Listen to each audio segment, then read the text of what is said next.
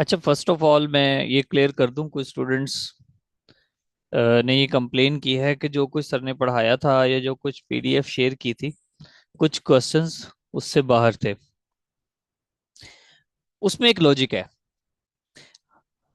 ठीक है, ये तो आपको मैंने गूगल फॉर्म पे टेस्ट दे दिया। मैं तो ये समझता हूँ कि ऑप्शंस भी नहीं होने चाहिए। टेस्ट इस तरह से हो कि ऑप्शंस ही ना हो। विदाउट ऑप्शन आप तैयार करो, जिस तरह क्वेश्चन आंसर होते हैं ये गलत दुरुस्त होते हैं, इस तरह की मेथोडोलॉजी के जरिए आप टेस्ट करो। क्योंकि जितना ज्यादा जिस टफ पैटर्न से अगर आप गुजरोगे, जितने ज्यादा टफ पैटर्न से आप गुजरोगे, उतना ज्यादा जब कम्पिटिटिव एग्जाम्स में आप जाओगे तो आपके लिए आसानी होगी। चार ऑप्शंस में से देखकर उसमें से एक दुरुस्त का इंतखाब करना वो तो बड़ा आसान होता है। लेकिन किसी क्वेश्चन का आंसर देना थोड़ा सा मुश्किल हो जाता है कि भाई इसका क्या आंसर था। रही बात, अगर कुछ मैंने न्यू क्वेश्चंस ऐड किए हैं तो उसकी एक वजह है बहुत बड़ी। ये एग्जाम आपके नर्व्स का होता है, याद रखना। बहुत सारे स्टूडेंट्स ऐसे होते हैं जो लिमिटेड क्वेश्चंस रट के जाते हैं एग्जाम में। लाजमन ऐसे क्वेश्चंस आते हैं जो आपको नहीं आते, आते ही नहीं होते। बहुत सारे न्यू क्वेश्चंस आते हैं, जिस तरह कल भी एक स्टूडेंट कह रहे थे कि पास पेपर करने का कोई फायदा नहीं होता। एक्चुअली क्या है कि जब आप एग्जामिनेशन हॉल में बैठते हो, जब वहां पर न्यू क्वेश्चंस आते हैं, देन आप अपने बहुत सारे स्टूडेंट्स अपना कॉन्फिडेंस लूज कर जाते हैं। आप पेपर स्टार्ट करते हो, 10 8 10 क्वेश्चन जैसे नए आते हैं आपको पसीने आने लगते हैं और आप सोचते हो कि भाई ये पेपर में तो मेरा मेरिट बनेगा नहीं। और आपको जो क्वेश्चंस आते होते हैं वो भी भूल जाते हो। कई एक क्वेश्चंस ऐसे होते हैं जिनके आंसर आप जब बाहर आके सोचते हो कि देखो हो मैंने ये लगा दिया, ये तो उसका आंसर बनता ही नहीं है। ठीक है, तो उस चीज वो इस चीज की प्रैक्टिस के लिए फिर मैं चाहता हूँ, मैं ये समझता हूँ कि आपको डेली बेस पे कुछ क्वेश्चंस ऐसे जरूर होने चाहिए जो आपने रीड ना किए हुए हो, ताकि आपको उस चीज की भी प्रैक्टिस उतनी ही हो जितनी आपने रटे हुए क्वेश्चंस की प्रैक्टिस है। इतनी एक नए क्वेश्चंस को हैंडल करने की भी उतनी प्रैक्टिस होनी चाहिए। फिर वो आप नोट डाउन कर लो कि हाँ ये न्यू क्वेश्चन है, इसको नोट डाउन कर लिया जाए तो बेहतर है। समझ आ गई बात की? तो ये है जी इसकी लॉजिक, और इस तरह से आपको हर टेस्ट में कुछ ना कुछ न्यू क्वेश्चंस मिलेंगे।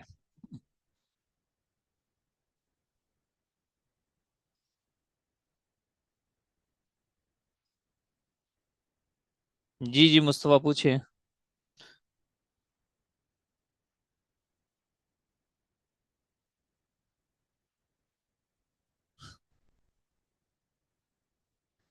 ये टेस्ट कब हुआ? अच्छा, ये टेस्ट आई थिंक, ये टेस्ट असल में देखें, ये लिंक जो के ओपन किया हुआ है, लेकिन test I think paid students के साथ शेयर किया गया होगा। बहुत से क्वेश्चंस नहीं भाई, सिर्फ 3 से 4 या 5 क्वेश्चंस ऐसे थे जो पढ़ाए नहीं थे। बाकी क्वेश्चंस को जस्ट ट्विस्ट किया गया था थोड़ा सा, आपको कंफ्यूज करने के लिए। ठीक है।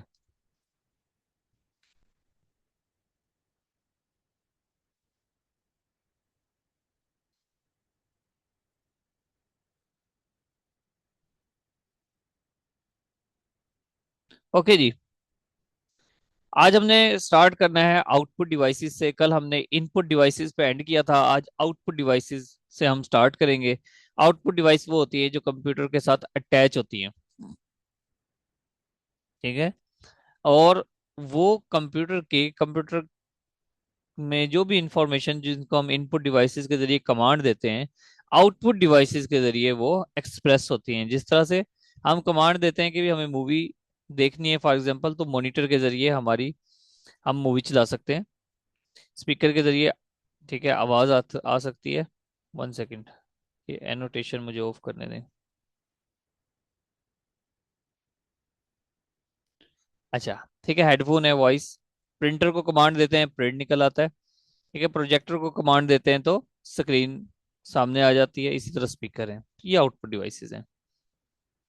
अब इसमें एक क्वेश्चन है, देखो, LCD liquid crystal display, LCD stands for liquid crystal display, यानी कि ये एलईडी से, आजकल जो हमारे पास स्पेशली जो लैपटॉप वगैरह आते हैं वो एलईडी बेस्ड होते हैं, लेकिन उससे पहले एलसीडी बेस्ड थे।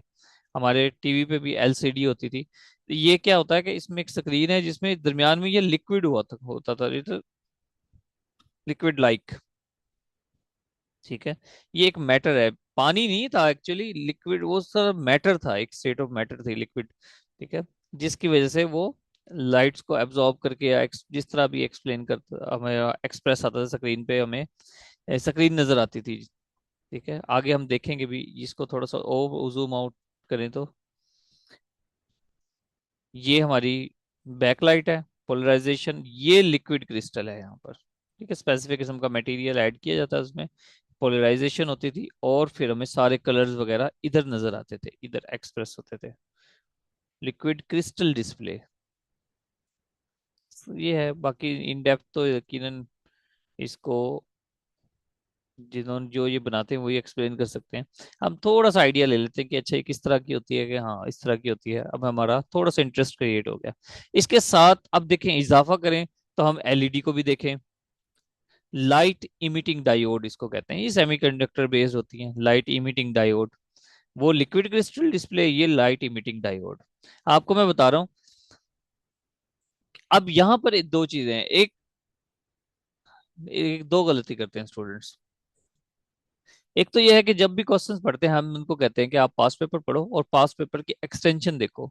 तो वो क्या करते हैं, एक क्वेश्चन उठाते हैं और फिर उसकी इतनी ज्यादा डिटेल में चले जाते हैं कि 2 घंटे गुजर गए या 1 घंटा गुजर गया, वो एक क्वेश्चन ही नहीं उसका पूरा। और अगर उसने पूछ लिया, ध्यान से समझे, अगर उसने पास पेपर में पूछ लिया अकबर बादशाह या बाबर बादशाह की कब्र कहाँ पर है, कोई बताएगा बाबर बादशाह का कब्र कहाँ पर है, मजार कहाँ पर है बाबर का?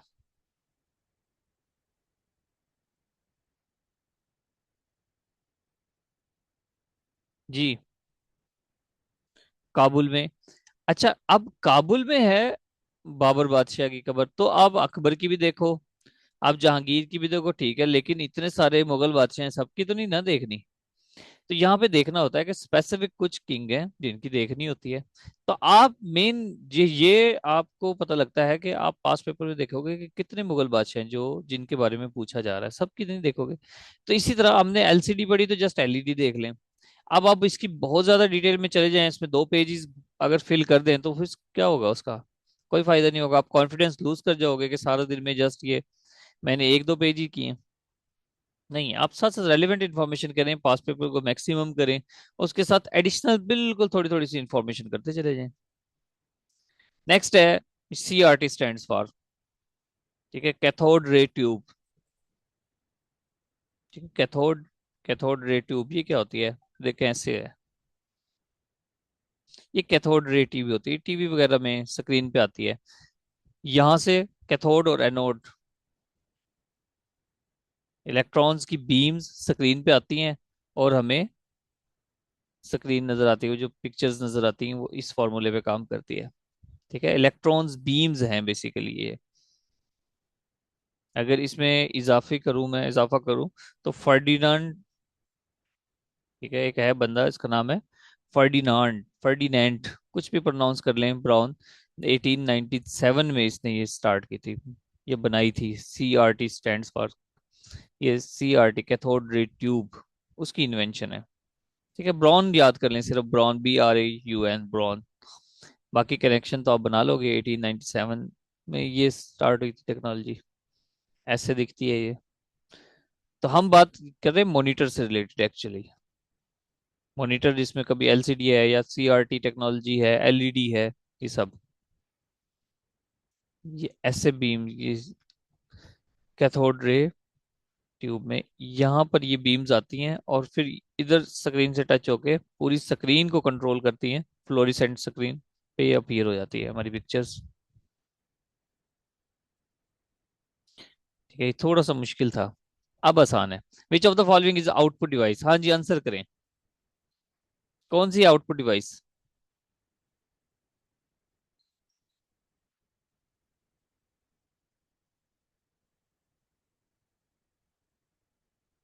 नन, कुछ स्टूडेंट्स कह रहे हैं none.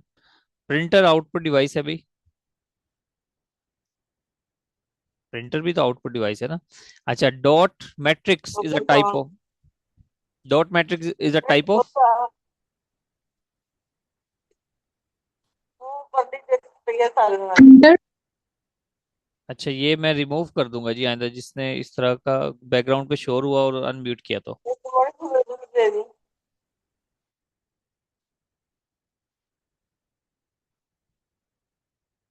Dot matrix is a type of special slot printer. Printer, very good, शाबाश। डॉट मैट्रिक्स एक प्रिंटर की टाइप है, ठीक है, प्रिंटर की टाइप्स के बारे में पूछा जाता है, इसको हम अभी देख लेते हैं। आज डॉट मैट्रिक्स इस तरह का होता है, एक टेक्नोलॉजी है, लेकिन ये पुरानी टेक्नोलॉजी है डॉट मैट्रिक्स की। हम इसको हम देखें तो प्रिंटर के दो मेन टाइप्स हैं, इम्पैक्ट प्रिंटर और नॉन इम्पैक्ट प्रिंटर।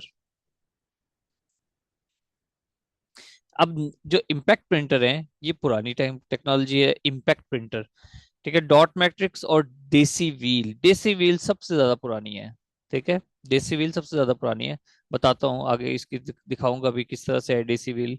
और डॉट मैट्रिक्स फिर थोड़ा अपडेटेड हुआ, फिर नॉन इम्पैक्ट प्रिंटर आ गए, ठीक है। इंक जेट, थर्मल, ये जो ड्रम के जरिए प्रिंटिंग होती है। और फिर हमारी लेजर प्रिंटर, सबसे एडवांस टेक्नोलॉजी। ये अगर कहीं भी आपके पास आ जाए, आपको देखें डॉट मैट्रिक्स उसने पूछा है, तो देसी व्हील भी पूछ सकता है, ये भी पूछ सकता है इंक जेट क्या है।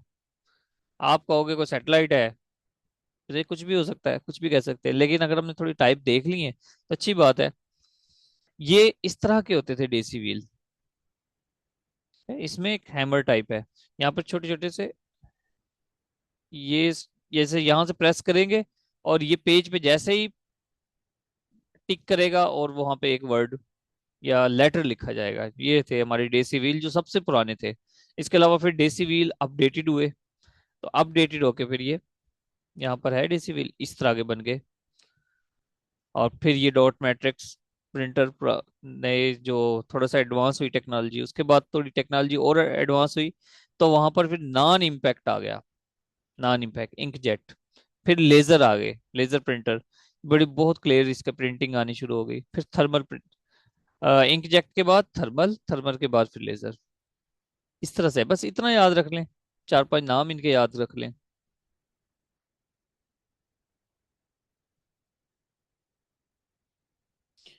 ये क्या क्वेश्चन किया दिल ने, सर स्ट्रोकिंग टाइप राइटर। नहीं, टाइप राइटर मेरे ख्याल, मेरा नहीं ख्याल कि वो प्रिंटर होगा, वो टाइप राइटर अलग होता है।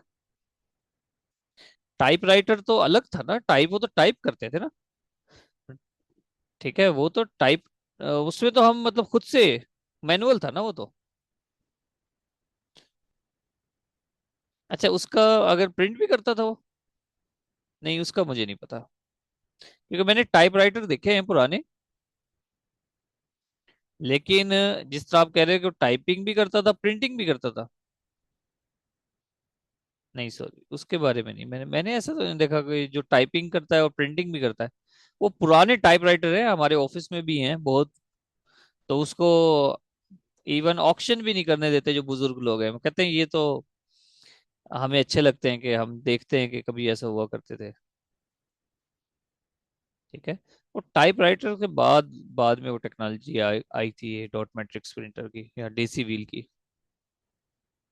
अच्छा जी, फिर इसको थोड़ा और देखते हैं, इम्पैक्ट में दोबारा देखते हैं डॉट मैट्रिक्स और लाइन प्रिंटर की फिर टेक्नोलॉजी आ गई। पहले वो डॉट्स की सूरत में प्रिंटिंग करते थे, उसमें वो थोड़ी क्लियरेंस, फिर लाइन बाय लाइन होनी शुरू हो गई प्रिंटिंग।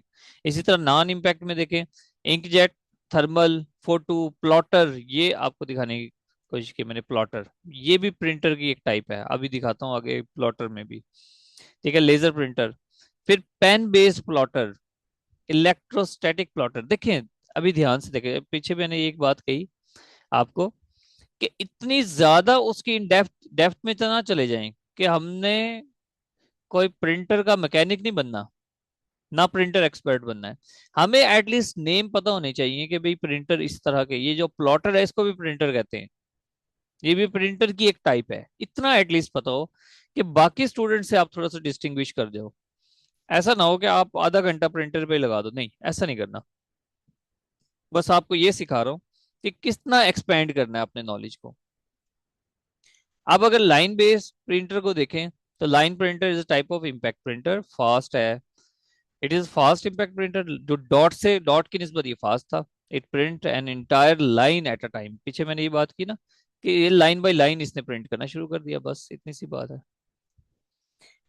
नेक्स्ट ये क्वेश्चन है, आंसर करें जी। Which is not an input device? बताएं जी, शाबाश। कुछ स्टूडेंट्स ने पीछे गलत आंसर किया था, आप बताएं कौन सी इनपुट डिवाइस नहीं है।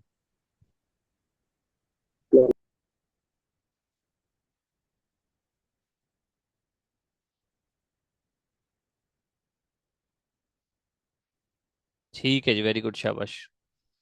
प्लॉटर। ठीक है, अभी पीछे स्लाइड में देखा ना हमने कि प्लॉटर इस तरह, ये प्लॉटर होते हैं जो बड़े बड़े पेनाफ्लेक्स आपके छपते हैं, या फैब्रिक्स पे काम होता है, जो शर्टें आपकी उसमें लोगो लगाते हैं। ठीक है, कोई स्पोर्ट्स की शर्ट्स हैं किसी भी, या कोई फंक्शन की कोई स्पेसिफिक शर्ट है, टी शर्ट्स हैं। ठीक है, इसको ये प्लॉटर है, इस तरह का होता है। ठीक है, अब तो नहीं भूलेगा प्लॉटर, ये बहुत बड़े बड़े होते हैं। नेक्स्ट है a high quality CAD system, CAD system. A high quality CAD system uses the following for printing, drawing and graphs. अब printing and drawing and graphs, ये जो CAD सिस्टम है, ये कहाँ पे इस्तेमाल होता है?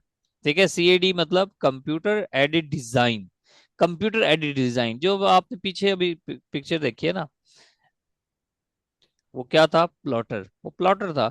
तो प्लॉटर के अंदर जो टेक्नोलॉजी यूज होती है वो है CAD system, computer aided design. Computer पे हम डिजाइन करते हैं, अभी मैंने आपको बताया कि हम शर्ट डिजाइन करते हैं। शर्ट डिजाइन करने के बाद उसको फिर हम इस मशीन को कमांड देते हैं, और एज सच वो उस पर पेनाफ्लेक्स हो या फैब्रिक्स हो, दो तरह के होते हैं। पेनाफ्लेक्स पे भी आ जाती है प्रिंटिंग, और फैब्रिक्स पे जो बड़े बड़े मतलब कपड़े के अगर हो, तो पूरी शर्ट्स हैं या कपड़े के बैनर लगा लें, उन पे वो प्रिंट हो जाता है। तो high quality CAD system uses the following for printing, drawing and graphs. तो वो क्या कहते हैं इसको? Digital plotter. हाँ भाई, समझ आइए कि ऊपर से गई है। ये 2 डायमेंशनल होते हैं, 3 डायमेंशनल भी होते हैं। इतनी इंफॉर्मेशन काफी है हर चीज की। हाँ, अगर आप ये कर लो, उसके बाद जितने मर्जी देखें। ठीक है, वेरी गुड, शाबाश। A video game is played by using dash cards. जी, video game is played by using dash cards. Graphics. ठीक है, तो ग्राफिक्स कार्ड है जो पिक्चर्स की क्वालिटी को डील करते हैं, ग्राफिक्स कार्ड है। For hearing and playing which device is required? For hearing and playing which device is required? जी, आसान है। Speaker, sound card and speaker. अब स्पीकर हियरिंग के लिए होते हैं, और प्लेइंग के लिए या साउंड कार्ड, जी साउंड कार्ड स्पीकर एक, ये दोनों आप लगाने तो अच्छी बात है। तो ये इसका राइट आंसर है। Which is also known as mechanical agent. जी, ये आपकी एक तरह से प्रैक्टिस है, कि साथ साथ प्रैक्टिस भी कर रहे हैं, और हम उसको इसी तरह के क्वेश्चंस आएंगे, आपने बिल्कुल परेशान नहीं होना।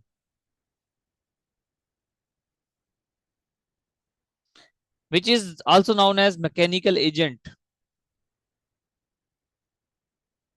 मैकेनिकल एजेंट किसको कहते हैं? नो। अच्छा, कुछ स्टूडेंट्स ऐसे हैं जिन्हें नहीं पता। मैकेनिकल एजेंट यानी कि आपकी हेल्प कर रहे हैं। गुड, शाबाश, Nadia, Maria, Jonathan. Robots, robots हैं जी जो हमारी हेल्प करते हैं। तो रोबोट्स को मैकेनिकल एजेंट्स कह रहे हैं। ठीक है, अभी ये टेक्नोलॉजी आ रही है ना, कि रोबोट्स, आपने देखा चाइना में पता नहीं कितने डॉग्स हैं जो रोबोटिक डॉग है एक्चुअली। सर्च कीजिएगा आप, तो चाइना में रोबोट्स बन रहे हैं, मैके यानी कि डॉग्स के रोबोट्स बना रहे हैं। Which gas does a photocopier machine produce? Photocopier machine जो है वो कौन सी गैस प्रोड्यूस करती है? ये आपको मैं वैसे बता देता हूँ, ओजोन गैस प्रोड्यूस करती है। ठीक है, O3, O3 gas, ozone gas produce करती है, क्या बोला? आपकी फोटोकॉपी मशीन। ये एक जनरल क्वेश्चन है, ये जनरल क्वेश्चन है, आप इनको पॉइंट आउट करते रहें। अब नेक्स्ट जिस तरह हमारे पास है, ध्यान से समझिएगा, हमारा नेक्स्ट टॉपिक है कीबोर्ड। अब जब आपको कीबोर्ड पढ़ा रहा हूं, तो आप यहाँ पे स्पेस डालनी है, थोड़ी सी स्पेस डालिएगा। नेक्स्ट टॉपिक में हर टॉपिक के बाद थोड़ी थोड़ी स्पेस डाल दें, आधा पेज छोड़ दें, एक पेज छोड़ दें। वो जो आप स्पेस डालेंगे उसमें आपने क्या करना है, पहले वो क्वेश्चंस अच्छे से तैयार कर लें जो आज पढ़ाए जा रहे हैं, उसके बाद थोड़ी स्पेस डाल दें। जब आप नेक्स्ट रिवीजन करेंगे तो उसमें खुद से कोई और क्वेश्चंस ऐड करें। कोई टेस्ट में नया क्वेश्चन आ गया तो वो ऐड करें, कोई खुद से सर्च करके ऐड करें, कोई आप बुक पढ़ रहे होंगे टेस्ट पॉइंट से कोई क्वेश्चन देख रहे होंगे तो वो ऐड करें साथ के साथ। अब कीबोर्ड पढ़ाते हुए मैं आपको कुछ और चीजें भी समझाऊंगा कि आपने किस तरह से आगे जो शॉर्ट कीज हैं वो किस तरह से याद करनी है, वो भी मैं आपको यहाँ पर थोड़ा सा टच दूंगा। इसको जनरली देखते हैं, इसको प्रैक्टिस भी करेंगे यहाँ पे 2-3 मरतबा। सबसे पहली की जो कीबोर्ड की होती है वो होती है एस्केप की, ESC, एस्केप की। यानी कि आप कहीं भी हो, जिस तरह अभी आपके सामने स्लाइड चल रही है, मैं जैसे ही ESC का बटन प्रेस करूंगा, ये स्लाइड यहाँ से खत्म हो जाएगी, स्लाइड शो खत्म हो जाएगा, ठीक है। उसके बाद यहाँ से की होती है F1 से स्टार्ट होती है और F12 तक जाती हैं। अगर मैं ये यहाँ पे, क्योंकि थोड़े ब्लर है, मे बी यहाँ तक हो शायद, ये F12 तक, ठीक है। 1 2 3 4 5 6 7 8 9 10 11 12 यहाँ तक, ठीक है। इन सब को फंक्शन की कहते हैं, इनके सबके कुछ स्पेसिफिक फंक्शंस हैं, वो भी हम पढ़ेंगे। स्पेसिफिक फंक्शन है, ठीक है, इसमें ब्राइटनेस का भी फंक्शन होता है और इसमें वॉल्यूम का भी फंक्शन होता है। इसके अलावा अगर आपने F12 का कोई फंक्शन है, फंक्शन अगर आपने हेल्प चाहिए तो F1 प्रेस कर दो तो हेल्प के लिए हो जाता है। अभी हम कीबोर्ड के बारे में जनरल क्वेश्चंस कर रहे हैं, जब शॉर्ट कीज पढ़ेंगे तो उसमें वहां पर इन सबको पढ़ लेंगे, ठीक है। जैसे प्रिंटिंग, जब हम MS वर्ड पढ़ेंगे तो देख लेंगे कि F12 का क्या फंक्शन है, वो साथ साथ पढ़ते हैं। ये फंक्शन कीज हैं। फंक्शन की के अलावा और क्या है? हाँ जी, बिल्कुल। अच्छा, फिर नीचे आए, यहाँ पे करेक्टर्स की हैं, अल्फाबेटिक, अल्फाबेट की भी कहते हैं इनको, करेक्टर्स भी कहते हैं, ABCD। फिर इसमें आप स्पेसिफिक ये देखें, आगे क्वेश्चन भी आएगा, आपसे पूछूंगा, ये जो करेक्टर्स की हैं, A B C, ठीक है, XYZ तक, यहाँ से स्टार्ट होता है QWERTY, इसे क्यूवर्टी कहते हैं। इसको एक्सप्लेन आगे जाके करूंगा कि क्यों इसको यहाँ से क्यों स्टार्ट किया गया, इसके रैंडम इस तरह से क्यों है, ठीक है, ये क्यूवर्टी है। और नीचे यहाँ पे ASDF है। इसके अलावा टैब की है, इसका स्पेसिफिक फंक्शन है, MS वर्ड में हम देखेंगे। ये कैप्स की भी है। और फिर इसमें स्पेस, सबसे बड़ी जो की होती है वो स्पेस की है। फिर एंटर की है। नेविगेशन की भी होती है, नेविगेशन की भी कहते हैं। ये न्यूमेरिक पैड है, न्यूमेरिक कीज भी कहते हैं इनको, ये न्यूमेरिक पैड है।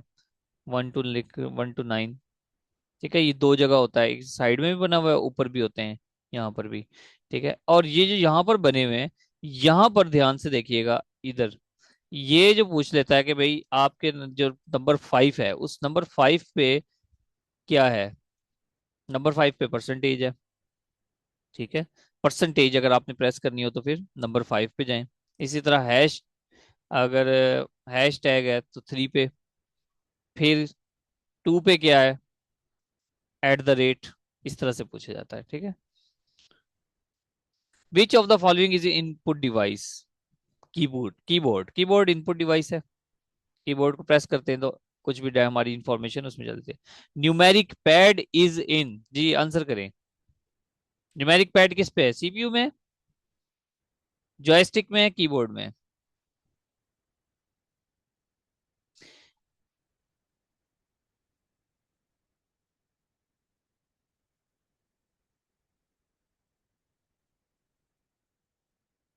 कीबोर्ड में, ओके।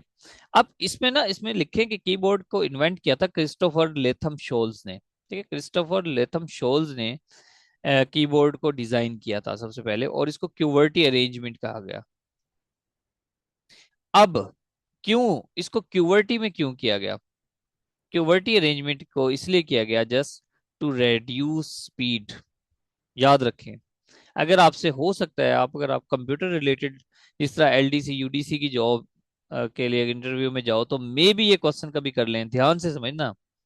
आपको इंटरव्यू का एक क्वेश्चन बता रहा हूँ। पेपर में तो कभी इस तरह का क्वेश्चन नहीं आएगा, लेकिन अगर इंटरव्यू में पूछ ले कि आपसे कि कीबोर्ड की अरेंजमेंट QWERTY अरेंजमेंट क्यों है, तो याद रखिएगा कि ऐसा है कि कुछ लेटर्स ऐसे होते हैं जो ज्यादा यूज होते हैं, और कुछ लेटर ऐसे होते हैं जो कम यूज होते हैं। इसको यहाँ पे कर लेते हैं। कुछ लेटर्स ऐसे थे जो कम यूज होते हैं, कुछ लेटर ऐसे हैं जो ज्यादा यूज होते हैं।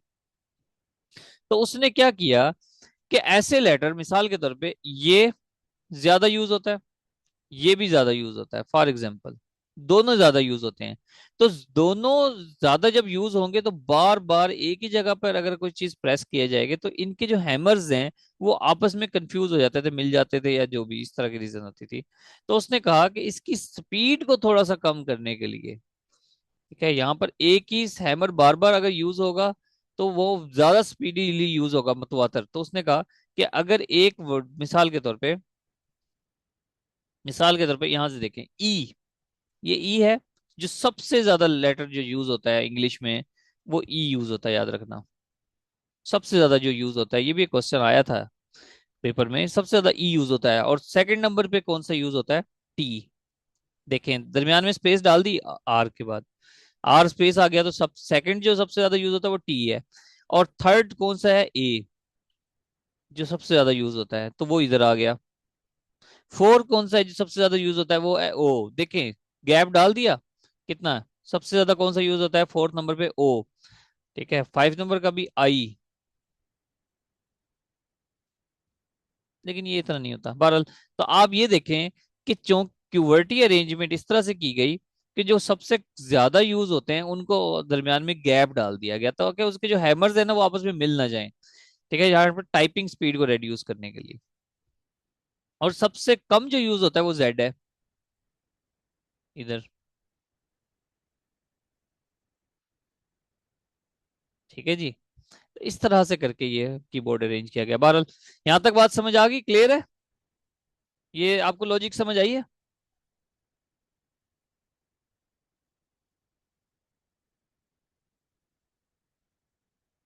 ठीक है जी, ओके। अब फंक्शन की समझ आ गई। नेविगेशन, ठीक है, नेविगेशन होता है आप राइट डाउन लेफ्ट राइट करते हैं, ठीक है, अप डाउन राइट लेफ्ट, तो वो नेविगेशन कीज हैं। ठीक है, इसमें पेज डाउन पेज अप, वो भी कीज होती हैं। न्यूमेरिक की पैड भी हमने समझ लिया। कंट्रोल कीज होती हैं कुछ, ये मुख्तलिफ नाम है। हम इसको कंट्रोल की के नाम से नहीं पढ़ेंगे, हम इसको किसी और नाम से पढ़ेंगे, आगे आएगा। ठीक है, control shift and alt, in keys को क्या कहते हैं जी?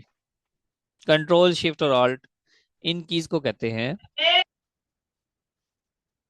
मॉडिफायर। ठीक है, इन ये जो कंट्रोल शिफ्ट और आल्ट है, इनको मॉडिफायर कहते हैं। म्यूट करें भाई, म्यूट करें।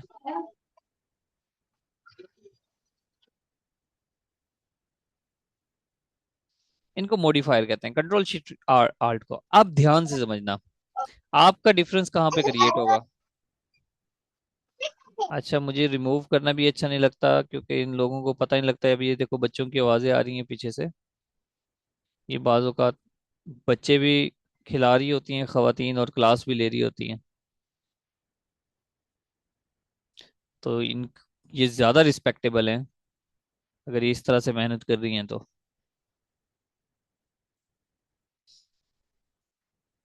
अब ध्यान से समझना, सबसे मुश्किल काम है, अगर आपको मैं बताऊं जीके की तैयारी में जो सबसे मुश्किल आप लोगों को लगता है, डेट्स तैयार करना। ठीक है, ऐसा है ना? अगर जनरल बात करें तो। दूसरे नंबर पर जो आपको मुश्किल लगता है, कंप्यूटर की बात करें तो, शॉर्ट कीज तैयार करना, कि किसी भी चीज की शॉर्टकट की जो तैयार करते हैं उसमें मुश्किल लगती है आपको, यस या नो? शॉर्ट कीज तैयार करना मुश्किल लगता है कि नहीं लगता?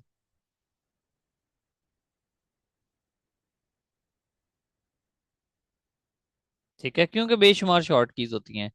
अब उसका हमने, यस, जो अप्रोक्सीमेटली यस कह रहे हैं उनका कंप्यूटर से ताल्लुक होगा। ठीक है, आप लोग यूज करते होंगे, जो यूज करते हैं उनके लिए तो आसान हो जाएगी। ठीक है, और जो यूज नहीं करते उनके लिए मुश्किल है। अब उसका कुछ तरीका है, याद रखें।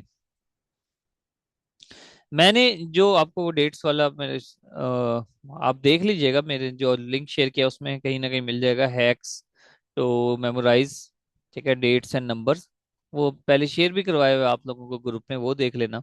बहरहाल, याद रखें कि हमारा जो माइंड है, हमारा माइंड इमेजेस में सोचता है, ठीक है। एब्स्ट्रैक्ट कॉन्सेप्ट्स को बड़ा मुश्किल होता है मेमोराइज करना हमारे दिमाग के लिए, ठीक है। कोई भी बंदा आके कोई बात कर दे, तो ऐसा जिसकी हमारे जहन में इमेज ना बने, तो उसको जहन एक्सेप्ट नहीं करता, जहन में वो बैठती नहीं है चीज, ठीक है। अगर आपसे कोई कहे भी कंट्रोल शिफ्ट या आल्ट F4 प्रेस करो, तो इसी को तो रट्टा कहते हैं, ठीक है। तो रट्टा, जाहिर है इसका रट्टे के लगाने के सिवा इसका कोई और दूसरा सोल्यूशन नहीं है। लेकिन एक सोल्यूशन होता है कि आप इसको किसी ऐसे तरीके से आपस में जोड़ो कि उसकी कोई ना कोई शेप बन जाए।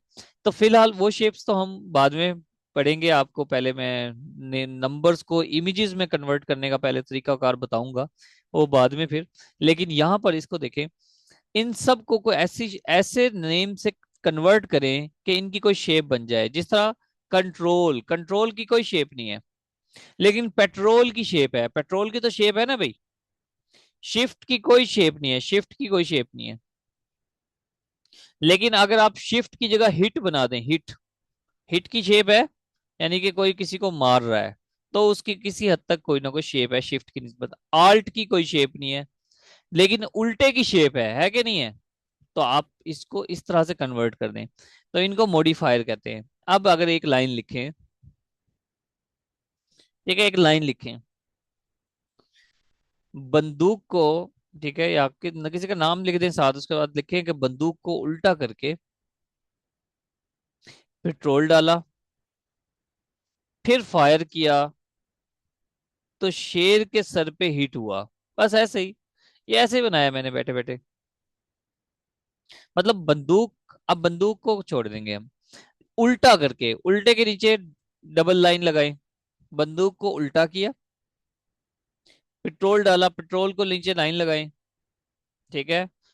अब बंदूक को उल्टा किया, उल्टा मतलब आल्ट, ठीक है। ये जो आल्ट है इसको उल्टा किया, बंदूक को उल्टा किया, पेट्रोल डाला, मतलब कंट्रोल, ठीक है। फिर फायर किया, मॉडिफायर, ठीक है, यहां से ये मॉडिफायर। तो शेर के सर पे हिट हुआ, हिट मतलब शिफ्ट। तो इस तरह से करके कोई लाइन ऐसी बना ले। लेकिन हमने इनको शेप्स में कन्वर्ट करके देन हम इनको फंक्शन कीज के साथ जोड़ेंगे, तो हमें चीजें याद रह जाएंगी। देखिए वो भी हम कोशिश करेंगे कि हमें चीजें याद रहे। याद रखो, आप 1000 MCQs डेली नहीं पढ़ते, ना पढ़े, आप 200 पढ़ते हैं, लेकिन एटलीस्ट आपको 200 याद रहने चाहिए। क्या ख्याल है आपका? आप एक दिन में 1000 MCQs पढ़ लें, लेकिन आप 200 पढ़ लें,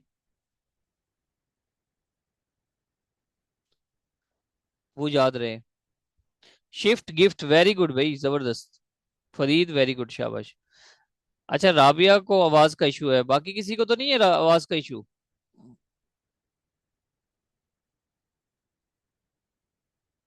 ठीक है, ओके। तो ये चीजें हम अपने कीबोर्ड पे काफी टाइम दे दिया, हम आगे चलते हैं। पोर्ट एंड स्लॉट में क्या डिफरेंट है जी? पोर्ट एंड स्लॉट किसको कहते हैं? अब याद रखें, port implies an external connection. जो भी एक्सटर्नल कनेक्शन होता है उसको पोर्ट कहते हैं। जिस तरह हम अपनी फ्लैश लगा देते हैं कंप्यूटर में, लैपटॉप में, कंप्यूटर में जो फ्लैश लगाते हैं, तो उसको कहते हैं पोर्ट है। लेकिन हमारी रैम और रोम इनसाइड जुड़ी होती हैं, ठीक है, कंप्यूटर के अंदर, उसको स्लॉट कहते हैं, ठीक है। पेरिफेरल डिवाइस हो यानी कि फ्लैश वगैरह लगा दें, या हमने प्रोजेक्टर लगाते हैं, ठीक है। इसके अलावा हम कीबोर्ड लगाते हैं, माउस लगाते हैं, ठीक है, हमारे लैपटॉप के साथ, कंप्यूटर के साथ, तो वो पोर्ट होती है, ठीक है। रैम अगर लगा रहे हैं हम, हार्ड डिस्क लगा रहे हैं, तो उसको स्लॉट कहते हैं। इंटरनल बस कनेक्शन हो तो स्लॉट, एक्सटर्नल कनेक्शन हो तो पोर्ट है। क्लियर होगी बात? ये कॉम्प्रिहेंसिव डेफिनेशन है। ये देखें जी, जितने भी आपको बाहर से नजर आ रहे हैं, ये सारी पोर्ट्स हैं। USB पोर्ट है, कीबोर्ड पोर्ट है, ऑडियो पोर्ट्स हैं, या हमारी हैंड फ्री हम लगाते हैं इसके साथ,